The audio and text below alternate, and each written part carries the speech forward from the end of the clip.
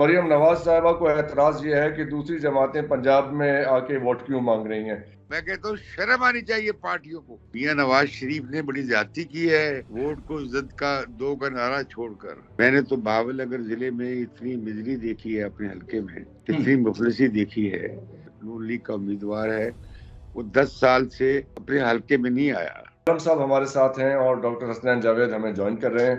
सफमा के secretary general रहे हैं और कौमी असम्बली के हल्का 161 बहावल नगर से इंतखाबात में हिस्सा ले रहे हैं। मैं खुशामदीद कहूँगा आपको इम्तियाज आलम साहब। तो आप बताइए कि जो इस वक्त पॉलिटिकल सिचुएशन, सियासी सूरत हाल चल रही है, उसमें दो बयानात मैं आपके सामने रखता हूँ कि एमक्यूएम के खालिद मकबूल साहब ने कहा है कि आइंदा वजीर आजम जो है एमक्यूएम की सपोर्ट के बगैर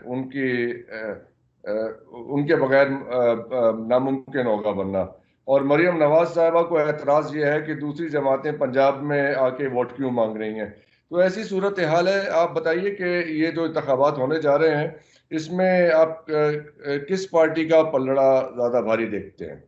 मैं इस पे कोई कमेंट नहीं करूंगा। डॉक्टर साहब, आप कोई सवाल पूछना चाहेंगे? अच्छा सर, सिचुएशन बताइए कि सर इस टाइम पर आप देख रहे हैं कि जो पीटीआई के साथ मामला रवा रखे गए हैं और जो मामला चल रहे हैं, इसके बावजूद इंडिपेंडेंट्स की हालत जो आपके सामने है, और आप भी खुद कॉन्टेस्ट कर रहे हैं और आप खुद इस वक्त इलेक्शन के अंदर हैं, आप कैसे देख रहे हैं अपने, खास तौर पे अपने हल्के को कैसे देख रहे हैं, आवाम को कैसे देख रहे हैं, लोग क्या सोच रहे हैं, वो क्या करना चाहते हैं, वो वाकई शऊर पा चुके हैं, वो तब्दीली देख रहे हैं, आप कैसे देखते हैं? जो लोग टेलीविजन पे बैठे हैं या जो आप किस तरह के प्रोग्राम कर रहे हैं, उन्हें ग्राउंड की सूरत हाल का अंदाजा नहीं है। लोगों की बहुत अफलास है, मुफलसी है, गरीबी है, पसमानदगी है। आपको अंदाजा नहीं है कि मकामी तौर पे सूरत हाल लोगों की क्या है जी। पॉलिटिकल पार्टीज को भी अंदाजा नहीं है। ऐसे बाशगाफ नारे लगाते हैं, हवाई प्रोग्राम देते हैं, अवाम से कोई ताल्लुक नहीं है। मैंने तो बावलनगर जिले में इतनी मिजरी देखी है अपने हल्के में, इतनी मुफलिसी देखी है। लोग अपने मसाइल पे बात कर रहे हैं, सही, लोग अपनी गरीबी पे बात कर रहे हैं। ना पानी साफ है, न गली साफ है, ना तालीम है, ना स्कूल है, ना अस्पताल है, ना रोजगार है, ऊपर से महंगाई है।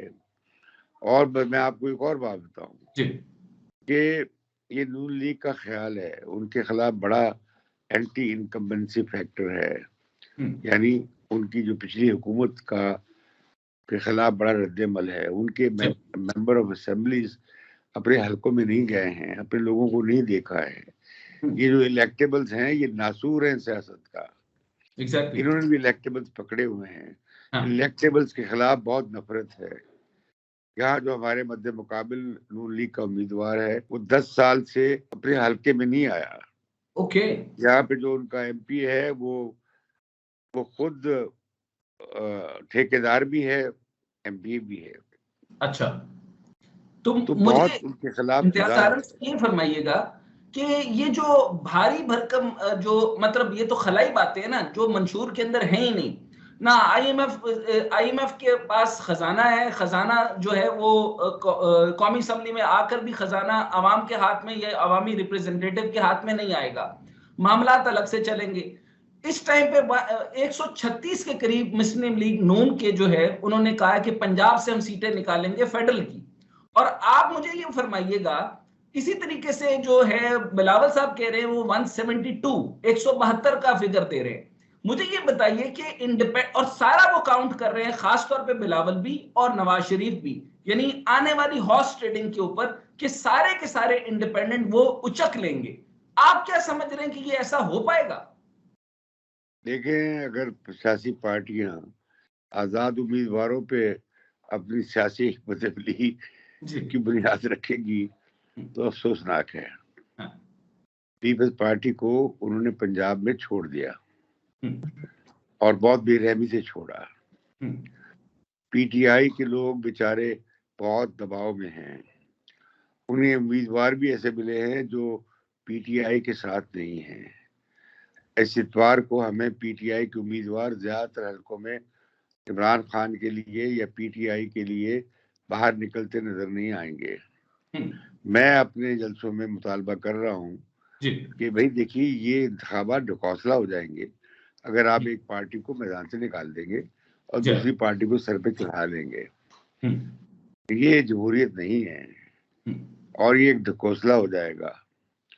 दूसरी बात ये है कि आप लोगों को अंदाजा नहीं है, हम पता नहीं क्या रिपोर्टिंग करते हैं, कोई किसी वडेरे का इलेक्टेबल का वोट नहीं है।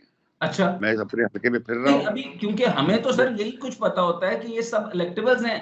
उथे नॉलिन, उथे क्या ना है ओदा, ओ शाह जिमने दी गद्दी है, उथे फैसल साले हयात दी गद्दी है, सारे बकवास करें।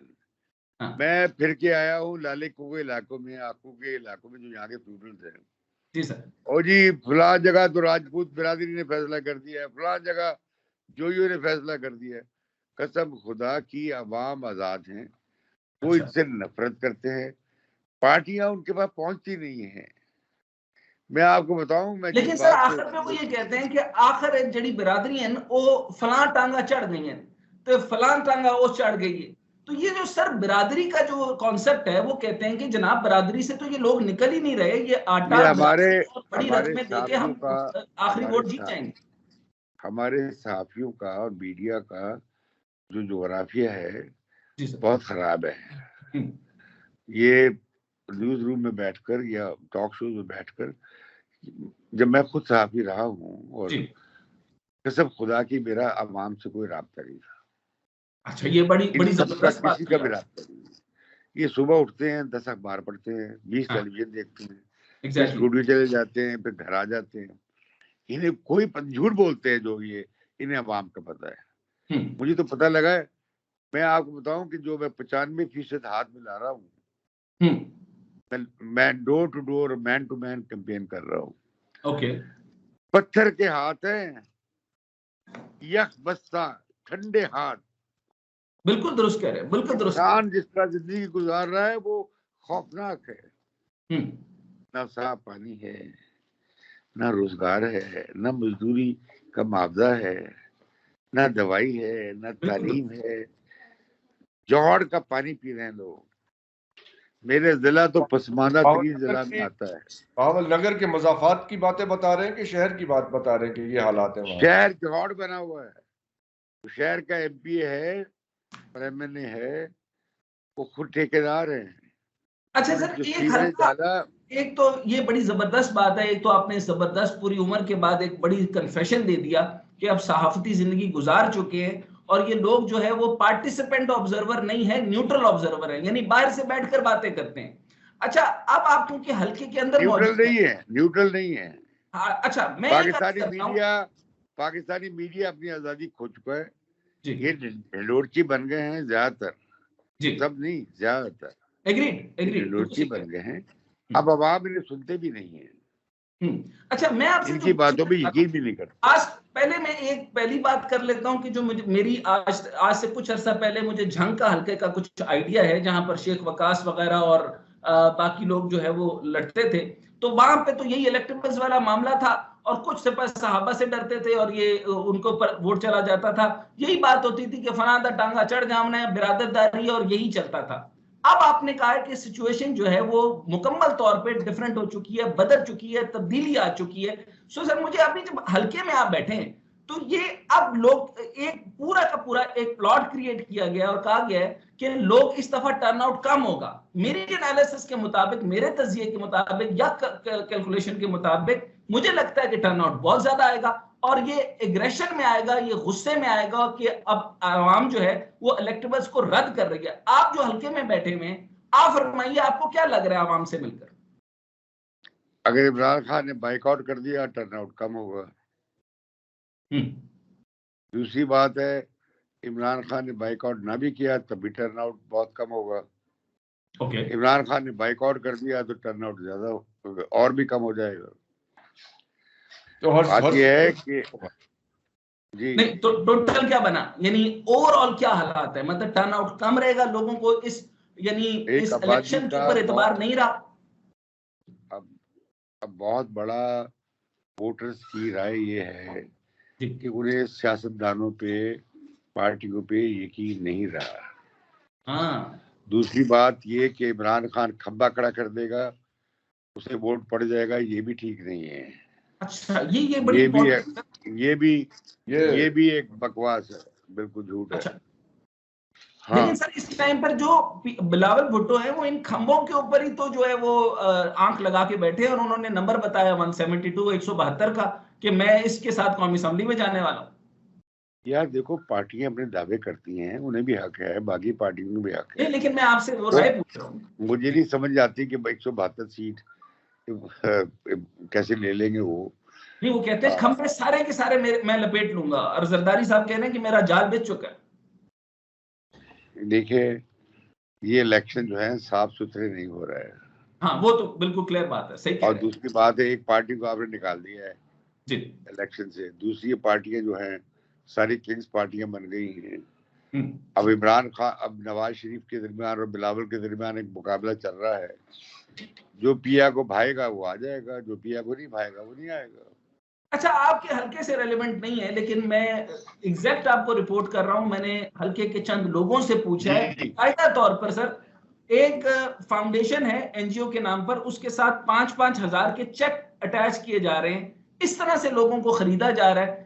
क्या ये दुरुस्त है? और क्या जहां बहावल नगर में इस तरह की कोई और मैल प्रैक्टिसेस कर रहा है?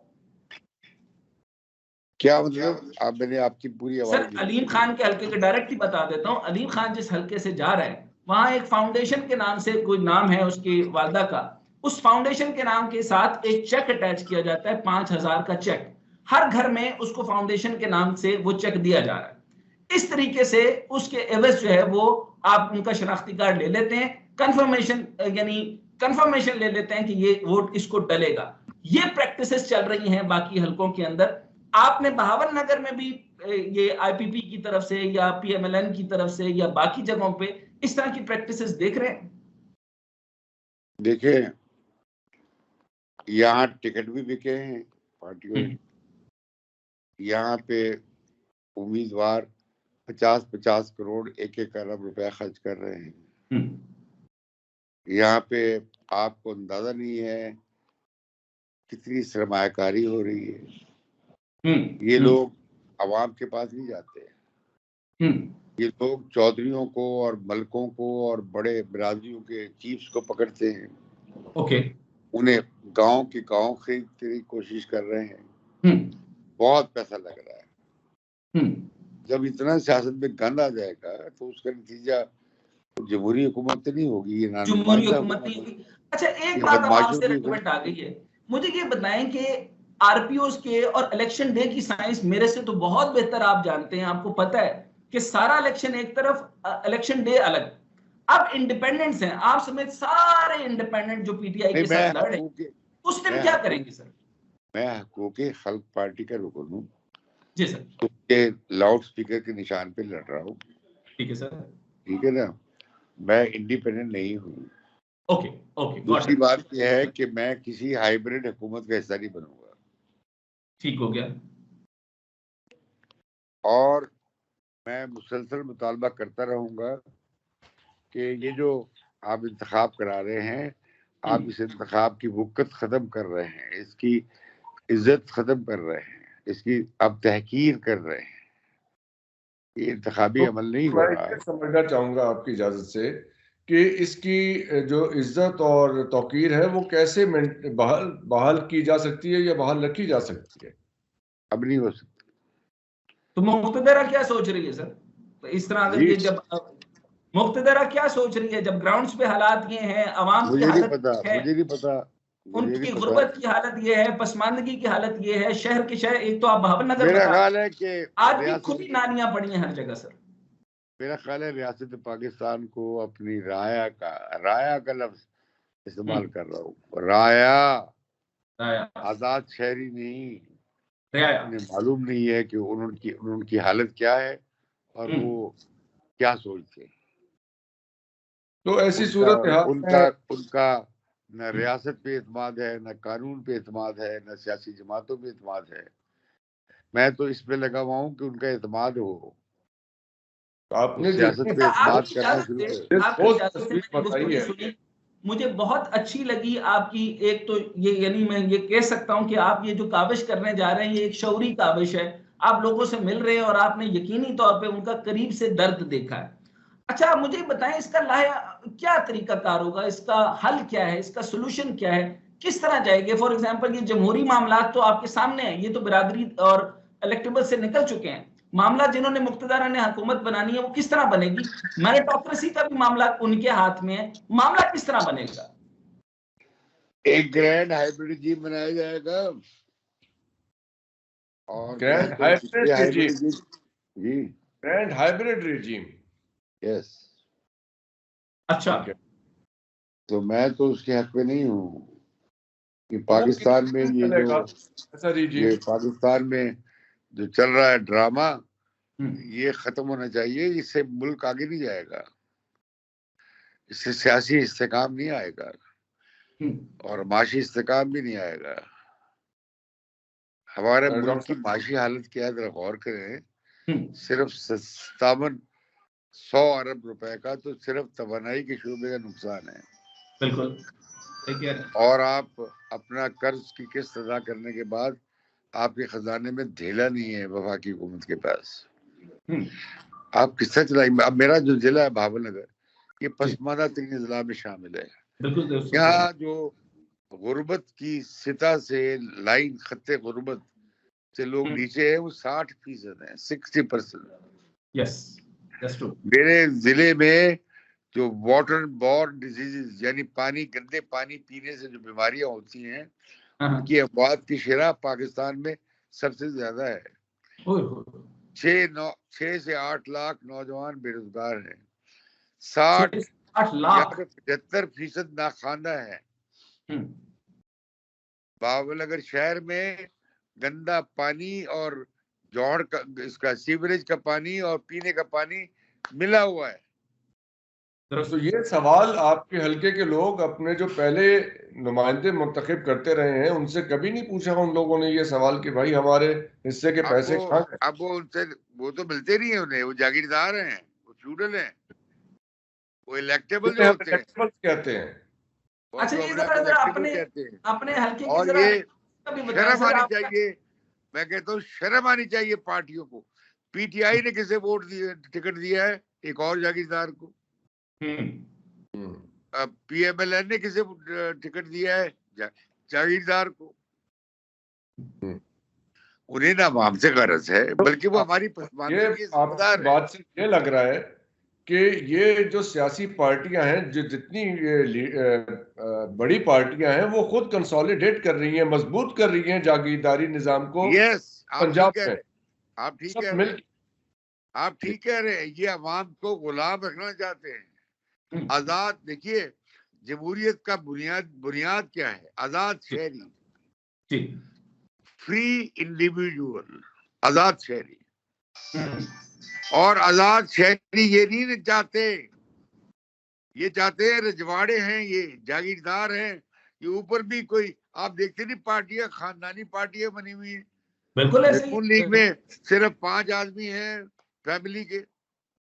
पीपल्स पार्टी में भी खानदानी सिलसिला चला दिया उन्होंने, हालांकि तो अवामी पार्टी।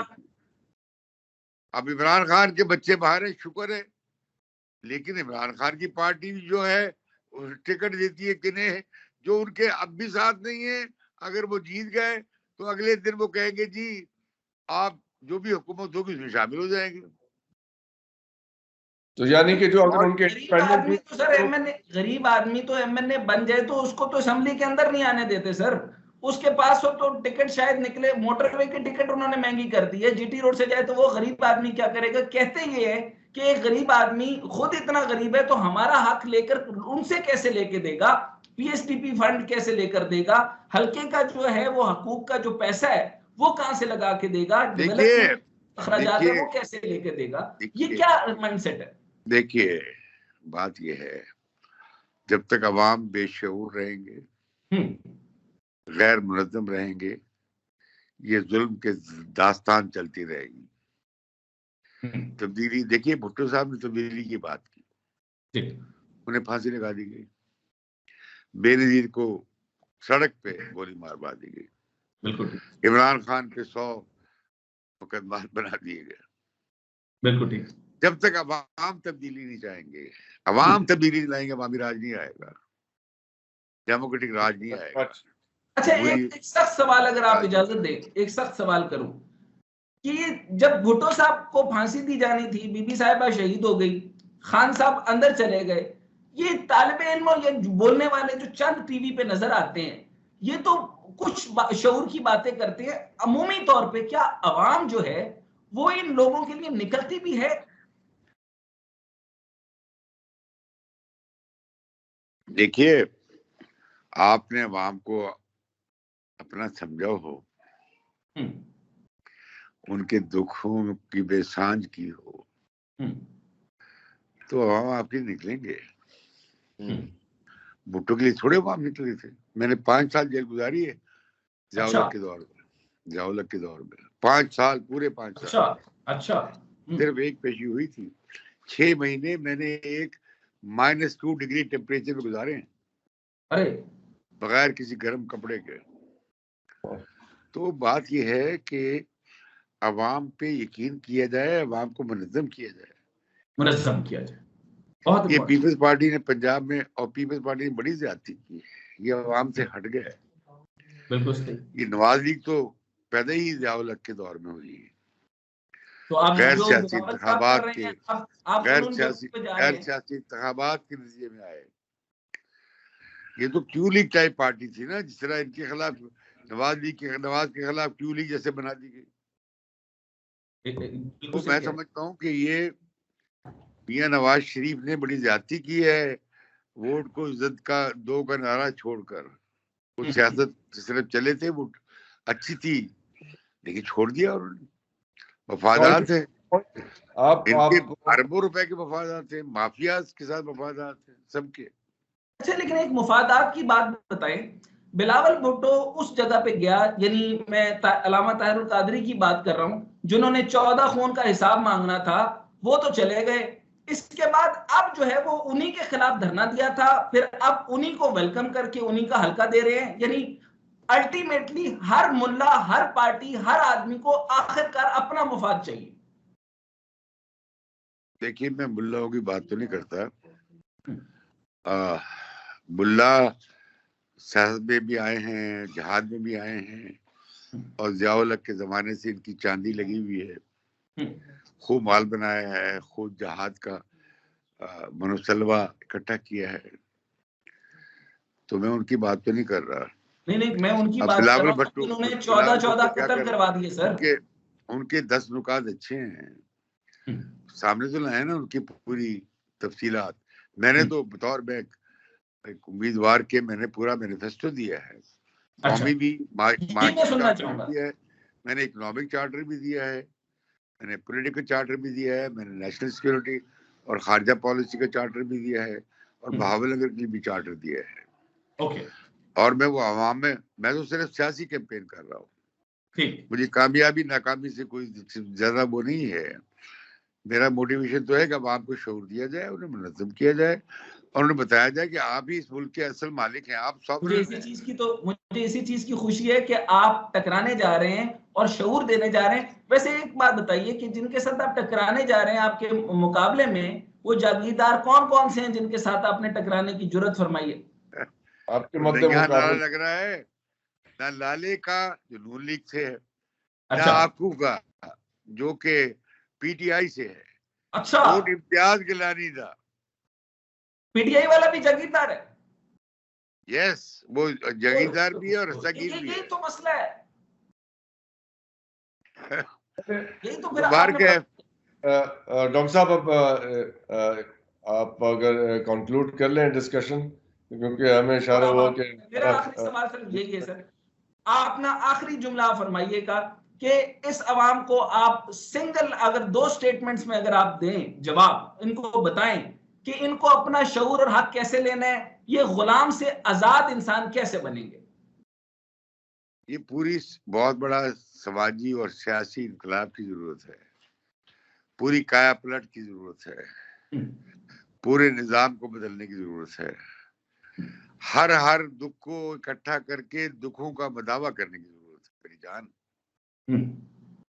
बस नहीं तो इसमें आखिरी बात क्या अवाम में से कोई उठ जाएगा या मुझे यानी अवाम में से कोई उठाना पड़ेगा या फिर मुझे कोई अतातुर्क चाहिए, नेपोलियन चाहिए या मेरी अतातुर्क से भी तौबा है, मेरी नेपोलियन से भी तौबा है, और मुझे अर्दवान से भी तौबा है। हाँ ये अर्दवान और ये जी अर्दवान से तो खास तौर पे तौबा है। कैसे खत्म होगा ये सारा किस्सा?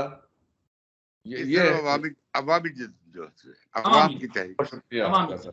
मैं एक नारा दे रहा हूँ, अवामी तब्दीली अवामी राज, अवामी तब्दीली अवामी राज। आप देखें भुट्टो साहब ने तब्दीली की बात की, शहीद हो गए, फांसी लगा दिए गए। इमरान खान ने तब्दीली की बात की, 100 से ज्यादा मुकदमा में फंस गए। अल्लाह ताला आपको महफूज रखे सर। और आपके मकसद ये प्रोग्राम मुझे इसकी कॉपी भेज दीजिए। मैं जरूर भेज श्योरली आपके ज्वाइन करने का। हमारी नेक तमन्नाएं आपके लिए। अल्लाह ताला आपको कामयाब इंशाल्लाह नस्रुम मिनल्लाह व फतहुन करीम। मेहरबानी। Thank you. Thank you. आपके वक्त का बहुत बहुत शुक्रिया जी। Thank you.